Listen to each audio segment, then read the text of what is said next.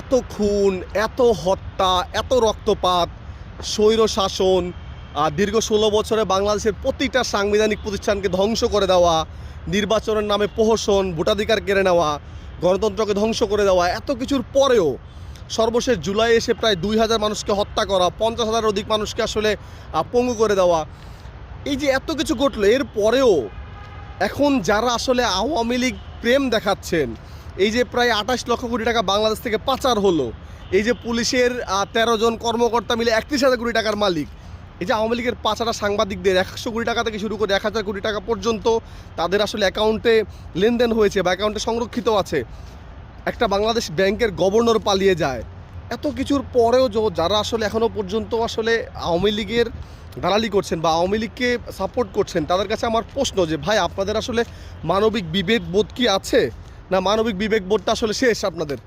মানে এত হত্যা, এত কিছুর পরে একটা মানুষ এখনও কীভাবে শেখ হাসিনার পক্ষে থাকে, এখনও কীভাবে আসলে একটা মানুষ সুস্থ মস্তিষ্ক নিয়ে আওয়ামী লীগের সাপোর্ট করে?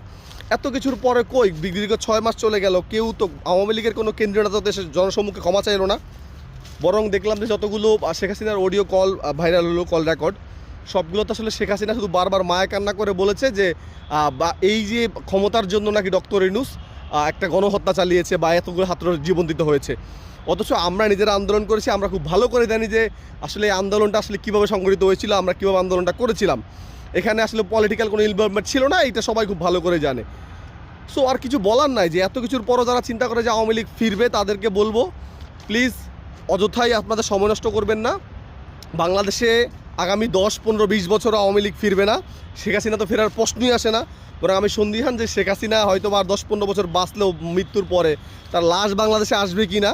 কারণ এই প্রজন্মের যে তারুণ্য, যারা আসলে এই জেন জি যাদেরকে বলা হয়, এরা অন্তত শেখ হাসিনার মতো একটা পিশাচ বলবো আমি, পিশাচকে বা আসলে রাক্ষসীকে বাংলাদেশে ঠাঁই দিবে বলে আমার মনে হয় না।